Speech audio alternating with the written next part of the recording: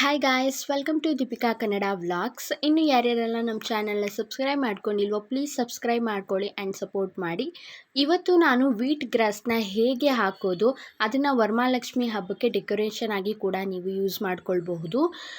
ಇದನ್ನು step by step ಪ್ರೊಸೀಜರ್ನ ನಾನು ಇವತ್ತು ಈ ವಿಡಿಯೋದಲ್ಲಿ ನಿಮಗೆ ತಿಳಿಸ್ಕೊಡ್ತಾ ಇದ್ದೀನಿ.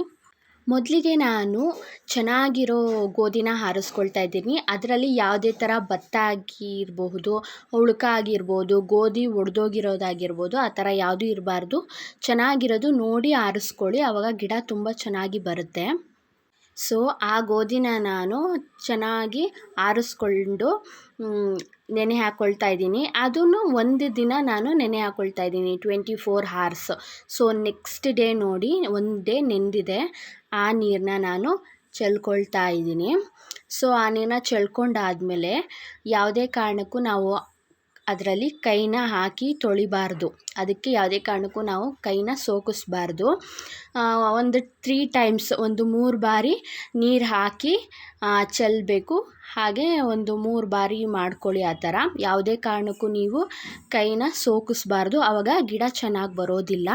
ನೀರನ್ನೆಲ್ಲ ಸೋರಿಸ್ಕೊಂಡಾದಮೇಲೆ ನೀವು ಮೊಳಕೆ ಕಟ್ಟೋಕ್ಕೆ ಯಾವ ಬಟ್ಟೆನ ಇಟ್ಕೊಂಡಿರ್ತೀರಲ್ಲ, ಅದಕ್ಕೆ ಮೊಳಕೆ ಕಟ್ಟೋಕ್ಕೆ ನೀವು ಗೋಧಿನ ಹಾಕ್ಕೊಳ್ಬೇಕು. ಅದು ಕೂಡ 24 ಗಂಟೆಗಳ ಕಾಲ ಮೊಳಕೆನ ಕಟ್ಟಿಡಿ. ನೀವು ಹೇಗೆ ಮೊಳಕೆ ಕಟ್ಟಿರ್ತೀರಲ್ಲ ಹಾಗೆ 1 day ಅದನ್ನು ಮಾಡ್ಕೊಳ್ಳಿ. ಸೊ ನಾನು ತೋರಿಸ್ತಾ ಇರೋದು 3ನೇ ದಿನ ಮೊಳಕೆನ ಕಟ್ಟಿದ್ನಲ್ಲ, ಅದನ್ನು ತೋರಿಸ್ತಾ ಇದ್ದೀನಿ. ನೋಡಿ, ಮೊಳಕೆಗಳು ಎಷ್ಟು ಚೆನ್ನಾಗಿ ಬಂದಿದೆ ಅಲ್ವಾ? ಇದೇ ಥರ ನಿಮ್ಮದು ಕೂಡ ಬರಬೇಕು, ಆವಾಗಲೇ ಗಿಡ ಚೆನ್ನಾಗಿ ಬರೋದು.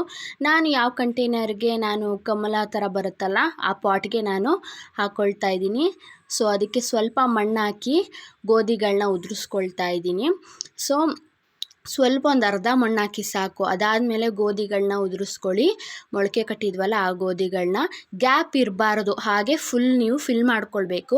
ಆದರೆ ಯಾವುದೇ ಕಾರಣಕ್ಕೂ ಮೇಲೆ ಗೋಧಿಗಳನ್ನ ದಪ್ಪದಾಗಿ ಹಾಕೋಕ್ಕೆ ಹೋಗಬೇಡಿ, ಗಿಡಗಳು ಚೆನ್ನಾಗಿ ಬರಲ್ಲ, ಜಾಗ ಇರಲ್ವಲ್ಲ. ಸೊ ತೆಳ್ಳದಾಗಿ ಒಂಚೂರು ಗ್ಯಾಪ್ ಇಲ್ದಂಗೆ ನೀವು ಗೋಧಿಗಳನ್ನ ಹಾಕ್ಕೊಳ್ಬೇಕಾಗುತ್ತೆ.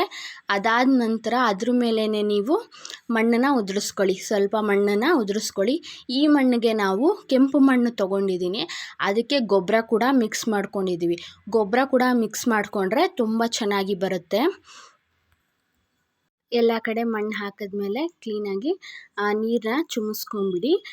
ಈ ಗಿಡ ಬರೋದಕ್ಕೆ ಒಂದು 12 ದಿನ ಆದರೂ ತೊಗೊಳುತ್ತೆ.